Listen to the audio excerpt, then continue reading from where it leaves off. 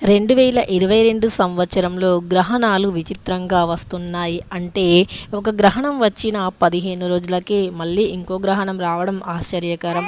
అంతేకాకుండా మొన్న దీపావళి అమావాస్య రోజు సూర్యగ్రహణం చోటు చేసుకుంది. ఇక తర్వాత 15 రోజుల తరువాత మళ్ళీ ఒక చంద్రగ్రహణం రానుంది. అయితే ఈ చంద్రగ్రహణం కూడా చాలా విచిత్రంగా దీపావళి రోజే వస్తుంది. ఇది చెప్పదగిన విషయం.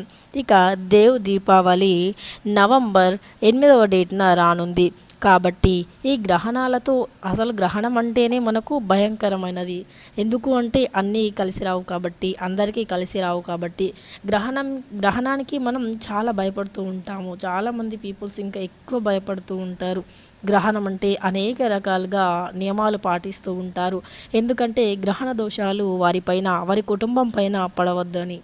ఇక ఈ గ్రహణాల వల్ల కొన్ని రాష్ట్రాల వారికి బాగా జరుగుతుంది అని, మరికొన్ని రాష్ట్రాల వారికి అంత బాగుండదని కూడా మన పురోహితులు తెలియజేస్తూ ఉన్నారు. అయితే ఇలా గ్రహణాలు 15 రోజుల కాల వ్యవధిలో, అంటే 15 రోజుల గ్యాప్లోనే ఇంకో గ్రహణం రావడం విచిత్రంగా చెప్తున్నారు. ఇక అంతేకాకుండా ఈ గ్రహణాల యొక్క ప్రభావం కూడా ఉంటుంది మన భారతదేశంలో, మన భారతీయులపైన తప్పకుండా ఉంటుంది అని. ఇక ఈ గ్రహణాలు అనేవి అంత కలిసి వచ్చేవి కూడా కాదు అని మన పురోహితులు తెలియజేస్తున్నారు. అంటే ఈ చంద్రగ్రహణం అయితే అంతగా కలిసి రాదు అని చెప్తున్నారు. ఈ చంద్రగ్రహణం అనేది రాహుకేతు కాలంలో వస్తుంది అంట. అయితే ఈ రాహుకేతు ఇద్దరు కూడా యమధర్మరాజుని సూచిస్తాయంట. ఈ యమధర్మరాజు అంటే మన అందరికీ తెలిసిందే కదండి. యముడు అంటేనే మనం చాలా భయపడుతూ ఉంటాం. సో ఈ కార్తీక మాసంలో ఈ మాసం మాత్రం చాలా ప్రత్యేకమైంది. కాబట్టి ప్రతి ఒక్కరు కూడా ఆడ మగ చిన్న పెద్ద అని కాకుండా, వాళ్ళు ఈ రాశి ఆ రాశి అని కూడా కాకుండా ప్రతి ఒక్కరికి కూడా ఈ గ్రహణం అనేది అంతగా కలిసి రాదు అని మన పురోహితులు స్పష్టంగా చెబుతున్నారు. అయితే ఈ గ్రహణం చెడు ప్రభావం నుంచి ఎలా తప్పించుకోవాలి అని కూడా చెబుతున్నారు. అయితే ఇవి అందరూ పాటించడం చాలా మంచిది అండి. ఇంట్లో ప్రతి కుటుంబంలో ప్రతి ఒక్కరు కూడా పాటించడం చాలా మంచిది. ఇక చిన్నపిల్లలైతే పాటించలేరు కదా అనుకునే వారికి కూడా వారి ఇంట్లో ఎవరైతే ఉంటారో, అంటే మీ పిల్లలు ఉన్నారనుకోండి, మీరు కూడా చేయొచ్చు అలా అన్నమాట. మీ పిల్లల మంచి కోరి మీరు కూడా పూజలు చేయొచ్చు. అయితే అలా చేసినా కూడా ఫలితం ఉంటుంది. ఇక మీ కుటుంబంలో ఆనందకరంగా ఉంటుంది. శుభాలు అన్నీ జరుగుతాయి, అశుభాలు అనేవి వెనక్కి వెళ్ళిపోతాయి అన్నమాట. అయితే అదేంటో ఇప్పుడు తెలుసుకుందామండి. అయితే ఈ గ్రహణం వల్ల ఏది ఏమైనా చాలా జాగ్రత్తగా ఉంటుంది. ప్రతి ఒక్కరు కూడా చాలా జాగ్రత్తగా ఉండండి. ఎవరైనా యువకులైనా సరే, ఎవరైనా సరే బయటికి వెళ్ళేటప్పుడు కొంచెం మీరు మనసులో మీకు ఇష్టదైవాన్ని తలుచుకొని బయటికి వెళ్ళడం చాలా మంచిది.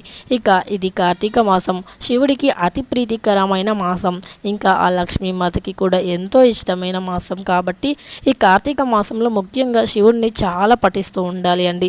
అందులోనూ ఈ గ్రహణ ప్రభావం అనేది మీ పైన పడకుండా ఉండాలి అంటే తప్పకుండా ఆ శివకేశవులని తలుచుకుంటూ ఉండాలి. ఇక ఆ శివుని పారాయణం చేస్తూ ఉండాలి. అంతేకాకుండా విష్ణునామం కూడా చదువుతూ ఉండాలి.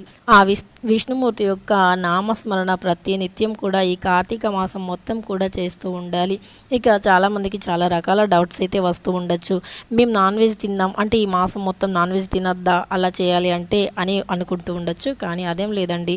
మీరు ఏది తిన్నా పర్లేదు, కానీ ప్రతిరోజు కూడా స్నానం చేసిన తర్వాత మీ పూజ గది లోపలికి వెళ్ళకపోయినా బయట నుండైనా సరే దండం పెట్టుకొని మీ మనసులో ఇష్టదైవాన్ని శివుణ్ణి తలుసుకొని, అంతేకాకుండా ఆ విష్ణుమూర్తిని కూడా తలుచుకొని, తర్వాత మీరు ఏదైతే పఠించాలి అనుకుంటున్నారో పారాయణం, ఆ పారాయణాన్ని కూడా మీరు పఠించుకోవచ్చు. అయితే ఇక శివుని మాత్రం ఈ మాసంలో తప్పకుండా ప్రతి ఒక్కరూ తలుచుకోవాలి. ఓం నమ శివాయ అనే మంత్రాన్ని కూడా 11 సార్లు, ఇంకా వీలైతే 21 సార్లు ఇలా తలుచుకోవడం ద్వారా మీకు ఏదైతే నష్టం జరగనుందో అది వెనక్కి వెళ్ళిపోయి మీకు శుభాలు అనేవి ముందుకు వస్తాయండి.